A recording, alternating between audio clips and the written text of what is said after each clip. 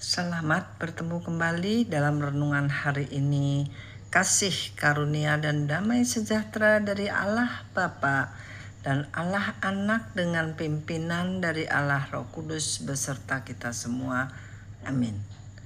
Mari kita mulai renungan hari ini dengan ayat dari Keluaran 33 ayat 19 sampai 23. Tetapi firman-Nya, Aku akan melewatkan segenap kegemilanganku dari depanmu dan menyerukan nama Tuhan di depanmu. Aku akan memberi kasih karunia kepada siapa yang kuberi kasih karunia dan mengasihani siapa yang kukasihani. Lagi firman-Nya, Engkau tidak tahan memandang wajahku, sebab tidak ada orang yang memandang aku dapat hidup. Berfirmanlah Tuhan, ada suatu tempat di dekatku di mana engkau dapat berdiri di atas gunung batu. Apabila kemuliaanku lewat, maka aku akan menempatkan engkau dalam lekuk gunung itu dan aku akan menudungi engkau dengan tanganku sampai aku berjalan lewat. Kemudian aku akan menarik tanganku dan engkau akan melihat belakangku, tetapi wajahku tidak akan kelihatan. Saudara, Tuhan telah berfirman bahwa Dia akan memberi kasih karunia kepada siapa Dia akan memberikannya dan berbelas kasihan kepada siapa yang dikasihaninya. Hal itu adalah kedaulatan atau sovereignty dari Tuhan, di mana kita ini semua tidak berhak mempertanyakannya.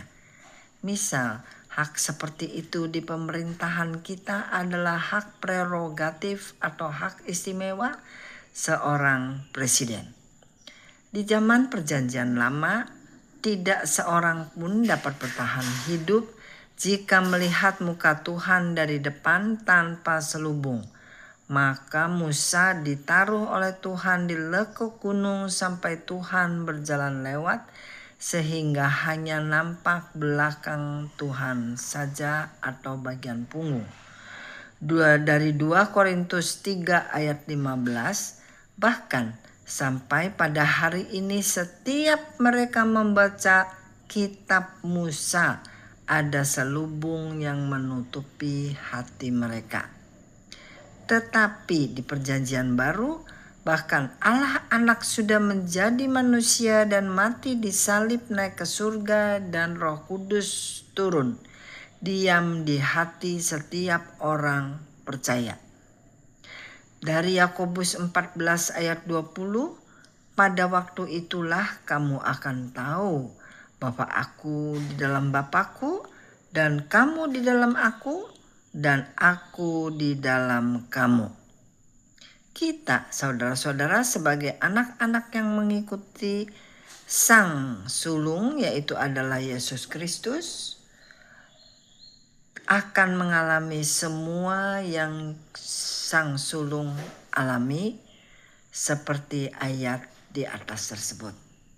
Dari Roma 8 ayat 15, sebab kamu tidak menerima roh perbudakan yang membuat kamu menjadi takut lagi, tetapi kamu telah menerima roh yang menjadikan kamu anak Allah.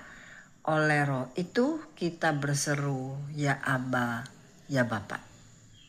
Kita mengikuti apa yang sulung sebut sebagai Bapa, kita juga menyebut Bapa.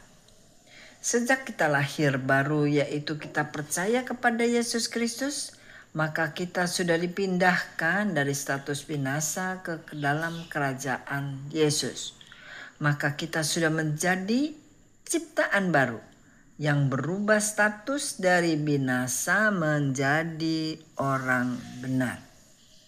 Dari 2 Korintus 5 ayat 17, jadi siapa yang ada di dalam Kristus, ia adalah ciptaan baru, yang lama sudah berlalu, sesungguhnya yang baru sudah datang.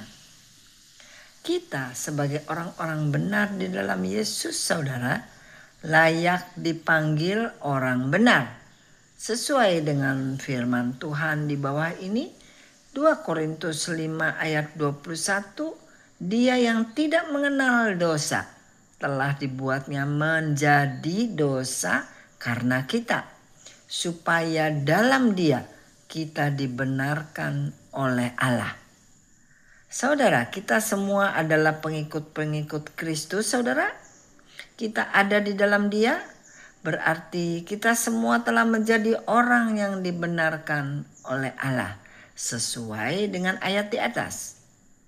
Kita juga ingat ayat di Roma 5 ayat 19, jadi sama seperti oleh ketidaktaatan satu orang, semua orang telah menjadi orang berdosa. Demikian pula oleh ketaatan satu orang, semua orang menjadi orang benar. Saudara, ketidaktaatan siapa? Ketidaktaatan manusia pertama, Adam. Ketaatan siapa, saudara? Ketaatan Yesus. Jadi karena ketaatan Yesus itu, kita semua menjadi apa, saudara? Menjadi orang benar. Satu ayat lagi dan kita mengerti betapa besar kasih Tuhan kepada manusia yang diberikannya lewat kasih karunia. Roma 5 ayat 20. Tetapi hukum Taurat ditambahkan supaya pelanggaran semakin banyak. Dan di mana dosa bertambah banyak, di sana kasih karunia menjadi berlimpah-limpah. Saudara, bagi dia tidak ada dosa yang terlalu besar untuk diampuni. Kasih karunia-Nya menutupi dosa secara berlimpah-limpah. Sekian renungan hari ini, sampai bertemu di lain kesempatan.